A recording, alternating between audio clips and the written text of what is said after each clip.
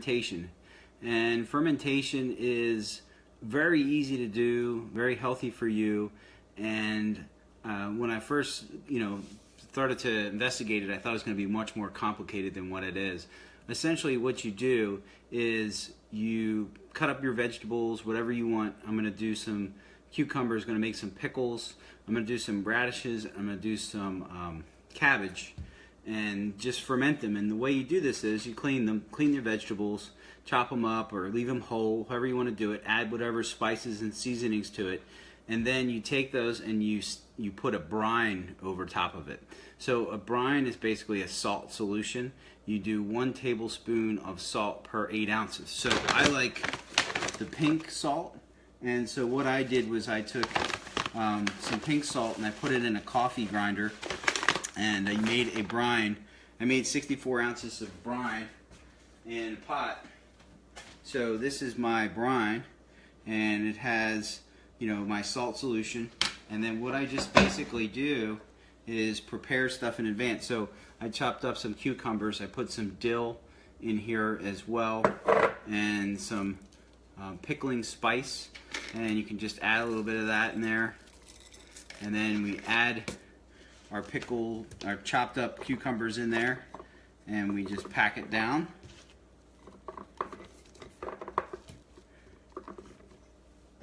And then we're just going to pour our brine right over top of it.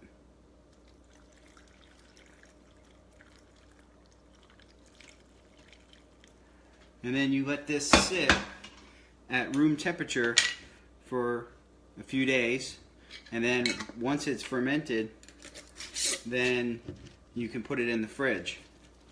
But we'll just kind of mix it up, make sure that our solution has gotten everywhere it needs to go. Don't use iodized salt. Iodine can sometimes interfere with the process because iodine has a natural antimicrobial tendency or property to it. So I use the pink salt or use the sea salt. It doesn't have as much iodine as the iodized salt. Every day, so if you set this out on your countertop for a few days, you can just burp it. So you open it up and let it out, let the gases escape, and it will generate some gases because the fermentation is breaking down the sugars and it releases carbon dioxide. So that's one. We just set it out. Here's some cabbage that I've done. I did this 3-4 days ago, and you can use any old jar. So I had some salsa jars and I did some other ones, and so I thought I'd do radishes. So radishes have a lot of nice minerals in them, and they're hard to incorporate into your diet unless you happen to really like radishes, which I don't know how many people do. I don't particularly like them, but we're going to put radishes in there, and maybe a little bit of that as well. And what I have done, and what I've done in the past is I've used a culture. If you want to, you don't have to, but in this case I'm going to. A little bit of a live culture, and just add it in there. And this is going to add a particular probiotic that I'm looking to get. This one is Lactobacillus plantarum and Pediococcus acidolactici and Leo something chromoris.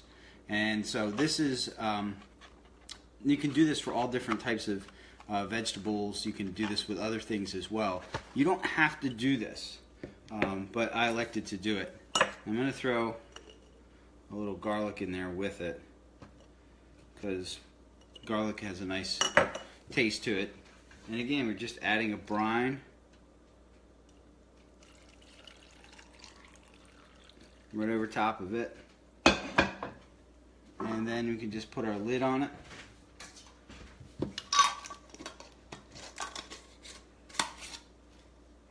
And just give it a little mix.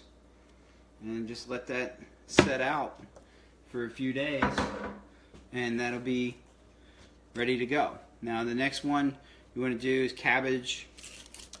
And just chop this up coarsely. Same exact procedure. put it in your brine, and let it sit. Cabbage seems to take a longer time to ferment, and I've seen people say that it takes maybe a few weeks to ferment as well. But pickles, I've done several rounds of pickles, and it seems like 3 or 4 days later they taste just like pickles, and it's basically a pickling cucumber, any type of cucumber, and it's in a brine, and you just take it out there and you crunch away. They're really crunchy, very good for you. Now, just to update on some of the other things that I did. This is my second ferment of my kombucha. So I did the first ferment, and those are right here. So I have 6 big bottles of this, and the color now you see is because I added some berry. I made like a berry slush with some strawberries, blackberries, and blueberries, and then I added it to my tea, and then I just bottled it. And so there'll be you see that fizz at the top. That's a good thing. That's what you want. So this tastes really good, and it made my first ferment made a really nice what's called a SCOBY, or the symbiotic organism. It made a very nice second one, and I just put them back both in to my second ferment right here. And then what you see floating around in here is the fruit and things that I did. Now when you do your first one, you don't want to add all that fruit and all these things that could interfere. You want to make sure that it has a good first ferment. But I used black tea and a little bit of green tea, and then I did some berries as well, because I like that flavor. You can flavor this lots of different ways. There are lots of different fermenting things. You can use ginger, you can use lemon, you can use different types of teas, although the black tea seems to be the best starting tea, and then you can add other teas with it. You can use ginkgo. I saw recipes for gacha cola. I saw all different types of things, but I'm going to keep mine pretty simple until I really get the hang of it. But it's really not complicated, so anybody can do this, and the health benefits are enormous. So these probiotic organisms, if you're trying to take probiotics like as a capsule or something, a good sauerkraut has many times more probiotics than your best probiotic supplement. So fermented foods are superior to supplements. So that is the kombucha. That is, some of your old, my cabbage that's fermenting, other ones. I had some pickles, even have some radishes, whole radishes in there. It looks funky. The juice, it kind of pulls the coloring off, and it's only limited by your imagination. So you can really ferment anything, and without adding a culture, because the actual organisms that live on the vegetable are what ferment it. The salt prevents other organisms from being able to come in. So only those that can survive on that high saline environment survive this process, and they happen to be the ones that we're trying to get into our bodies, the lactobacillus and a couple of other ones.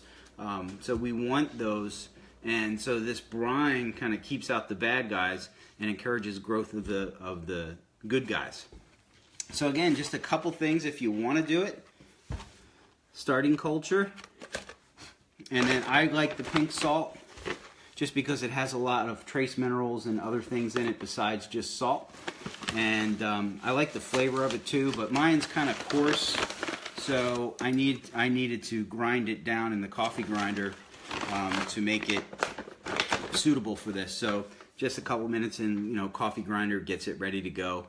And then your spices, you have dill, garlic, and pickling spices, and really anything else you want to add in there.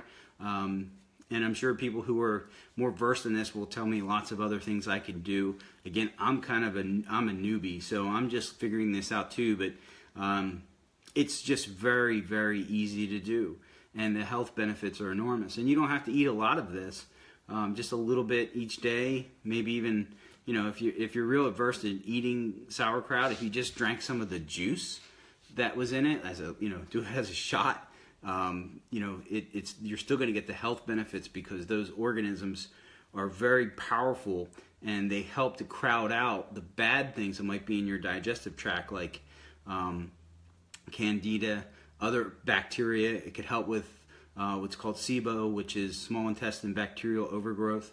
It can help balance out the stomach. It can help balance out the digestive apparatus, and it can just lend a great deal of health benefits to you from simple things that are not hard to do, that are inexpensive, and they can just pay enormous dividends. So fermentation, I'm going to drink some of my Kombucha here probably tonight.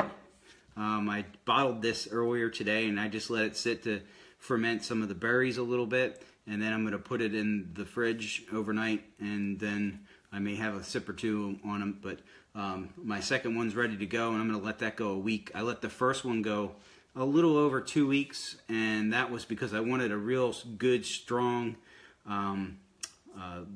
SCOBY from the second batch. And you take that, and you take about 8 ounces of the first batch of kombucha from the top, and you put it in your second batch, so that helps the fermentation process along on the second one. All said, it's really easy to do, surprisingly easy to do, tastes really good, and has a lot of have benefits. So I would encourage you to give this a shot. And the worst thing that can happen is that you don't like it and you throw it away, or you give it to your neighbor or whatever. But just simple stuff to do that has lots of health benefits. I was shocked how easy it was. And so I'm not the best in the kitchen, so if I can do it, you can do it for sure. So enjoy this, try these fermented products, do a SCOBY, or not a SCOBY, do a kombucha, or first maybe try some in a health food store. It's going to be in the back, it's going to be refrigerated, there's going to be lots of different ones. I would suggest when you first start that you not drink a whole bottle, maybe drink a few ounces of it, and that, because you don't want to overwhelm your system with all of these wonderful goodness of organisms in there all at one time. I drank a full one the first time I tried it, didn't bother me at all, but I don't really have a lot of gut issues. Whereas if you have a candida, or you have some type of gut issue that's chronic or hard to get rid of, I would suggest just working up it at a slower pace, not just jumping in full on. But I tend to jump into everything full on, so don't do what I do. But enjoy it, and if there's questions or comments, feel free to leave them in here. As always, like and share, because somebody else will get benefit from this and might be able to improve somebody's health just from doing a few simple things. I'll see you again in my next video. We'll be talking about super drinks, and again, improve your health, simple things, the way nature intended. Fermentation, great for you, and can make a vast difference in your health. That's it for now. Thanks a lot. Have a good night.